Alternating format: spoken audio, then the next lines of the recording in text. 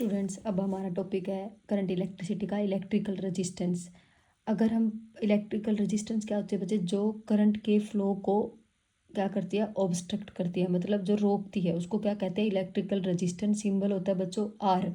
अब देखो Ohm's law के अकॉर्डिंग क्या कहता है, ओम्स लॉ की पोटेंशियल है वोल्टेज है, यानी कि वो डायरेक्टली प्रोपोर्शनल टू होता है आई। प्रोपोर्शनलिटी का साइन हट के क्या आता है, R. R is equal to constant, but this law is not valid always. ये लॉ हमेशा वैलिड नहीं होता। अब करंट इलेक्ट्रिसिटी वाले चैप्टर में देखो, यहाँ से आर का फॉर्मूला क्या निकल गया अपने पास, वी बाई आई निकल गया। कहते हैं कि जो रेजिस्टेंस होती है ना तो वो वोल्टेज पे डिपेंड करती, ना ही करंट पे डिपेंड करती। वो डिपेंड करती है बच्चे किसके ऊपर, कंडक्टर के मटेरियल के ऊपर। किस पे डिपेंड करती है, मटेरियल के ऊपर, मीडियम के ऊपर, टेम्परेचर, इन सब के ऊपर डिपेंड करती है। अब वो हम प्रूव करेंगे कैसे, और इसका फॉर्मूला क्या निकलता है वो भी बताएंगे। देखो इस फॉर्मूले से तो इसका रेजिस्टेंस के जो यूनिट क्या आएंगे, वोल्ट। वोल्टेज के क्या होते हैं वोल्ट, और करंट के क्या होते हैं एम्पियर। तो क्या निकला हमारे पास, वोल्ट पर एम्पियर। वोल्ट पर एम्पियर को ही बच्चे क्या कहते हैं, ओम, और सिंबल होता है ये। अब देखो, अब क्या कहता है बच्चे कि इलेक्ट्रॉन, ये देखो ये मैंने डायग्राम बना रखा है कि कंडक्टर के अंदर नंबर ऑफ फ्री इलेक्ट्रॉन्स होते हैं बहुत सारे।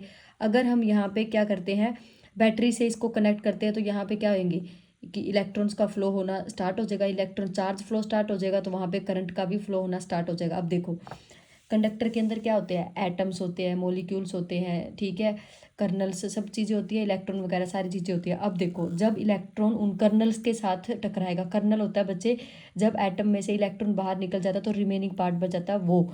जब इलेक्ट्रॉन उससे टकराएगा तो उसकी स्पीड क्या हो जाती है, कम हो जाती है। तो स्पीड कम होगी तो करंट भी क्या हो गया, स्लो हो गया। तो यहाँ पे उसको हम रिस्पॉन्सिबल मानते हैं कि क्या है, कि जो इलेक्ट्रिकल रेजिस्टेंस है ना उसकी वजह से क्या हुआ है कि करंट कम हुआ है। यहाँ पे ये रीजन देना है हमने, यहाँ पे ठीक है दे दिया।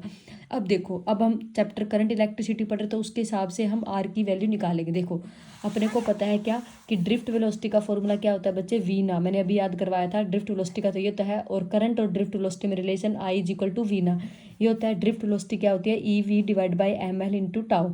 ये मैंने लिख रखे क्या क्या होता है सारी चीज़। अब यहाँ पे ये वाली इक्वेशन उठा के पुट कर देने यहाँ पे, तो पुट करने के बाद हमारे पास ये आया।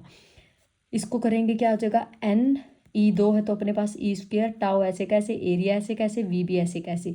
जो वी है वो पोटेंशियल डिफरेंस है बच्चे, वॉल्यूम नहीं है, यहाँ पे मैंने लिखा हुआ देख लो। तो अब यहाँ पे ये बन गया अपने पास।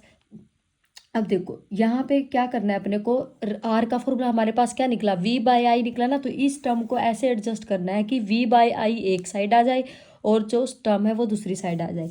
देखो वी ये रहा, इस आई को मैं यहाँ इसके नीचे ले आई तो इधर वाली साइड बन गया क्या, वी बाई आई, और जो ये टर्म थी ये सारी उधर चली गई तो बन गई M L divide by N E square tau A. अब देखो, अब यहाँ से अपने पास आर का फॉर्मूला निकलेगा जो डिपेंड करेगा किसके ऊपर, मटीरियल के ऊपर। देखो एम क्या है, मास, जो किसी भी कंडक्टर का क्या होगा, सेम होगा। लेंथ भी क्या लेंगे हम, पर्टिकुलर कंडक्टर की कांस्टेंट लेंगे।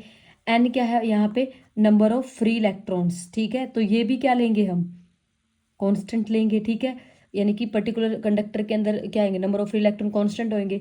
ई स्क्वायर इलेक्ट्रॉन का चार्ज होता है, और टाउ ये तो होगा ही होगा क्योंकि कोलिजन में जितना एक कंडक्टर के अंदर टाइम लगेगा उतना ही लगेगा, ठीक है। तो बच गया क्या हमारे पास यहाँ पे, एल बच गया और ए बच गया, ठीक है।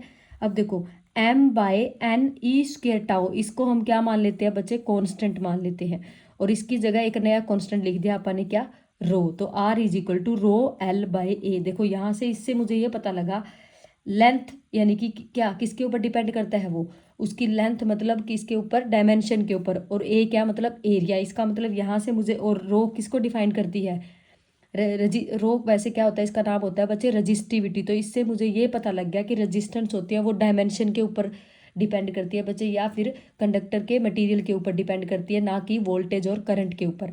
तो याद रखना कि रजिस्टिविटी क्या होती है, सिंपल होता है बच्चे रो, और उसका फॉर्मूला होता है M divide by N E square tau, ठीक है। अब इसके यूनिट निकालेंगे हम इसके अकॉर्डिंग।